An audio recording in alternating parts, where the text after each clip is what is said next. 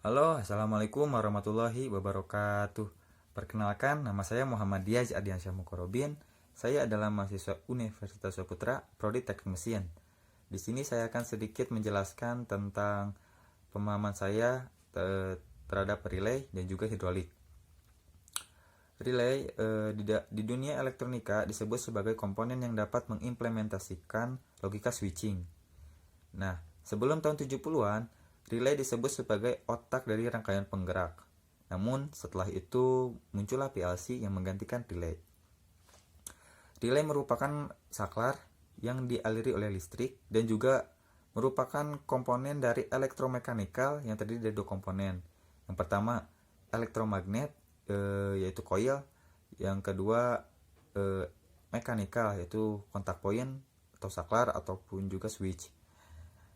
Nah, relay mengambil prinsip elektromagnet yang dimana bila saklar dialiri oleh listrik bertegangan kecil, maka akan dirubahnya menjadi aliran listrik bertegangan tinggi. Dan prinsip kerjanya yaitu di dalam kontak point terdapat dua kondisi. Yang pertama, normally open. Normally open itu dimana kontak point sebelum diaktifkan berada pada posisi open atau terbuka, dan juga normally close yaitu kontak point sebelum diaktifkan berada pada posisi tertutup. Untuk lebih signifikannya lagi yaitu adalah sebuah besi yang dililit oleh kumparan coil ya, dan yang kumparan coil tersebut berfungsi sebagai pengendali dari besi tersebut. Nah, apabila si coil tersebut dialiri oleh listrik, maka akan terjadi gaya elektromagnet yang dimana kontak point akan merubah posisi yang semulanya normally close akan menjadi normally open.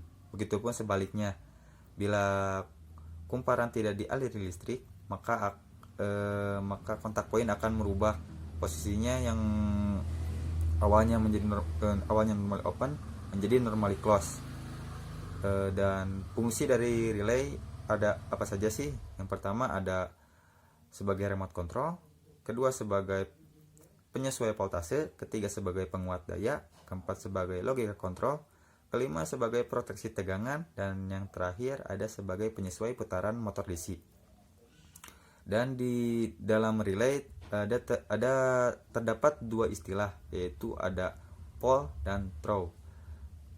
Apa sih itu pole dan throw? Pole adalah banyaknya kontak pada relay, sedangkan throw yaitu adalah banyaknya kondisi pada relay. Dan yang selanjutnya saya akan menjelaskan tentang hidrolik. Nah, secara simpelnya seperti ini. Ada dua buah tabung yang saling terhubung, dan tabung tersebut diisi oleh cairan atau oli, dan di atasnya itu ada sebuah piston. Nah, bila mana piston salah satu tabung itu ditekan, maka piston yang sebelahnya akan bergerak ke atas. Begitupun sebaliknya. Dan juga di pipa tersebut tidak boleh ada kebocoran. Mengapa? Karena bila ada kebocoran maka akan menghambat pada saat piston ditekan ataupun juga saat mengkompresnya. Dan apa saja sih komponen yang terdapat pada hidrolik?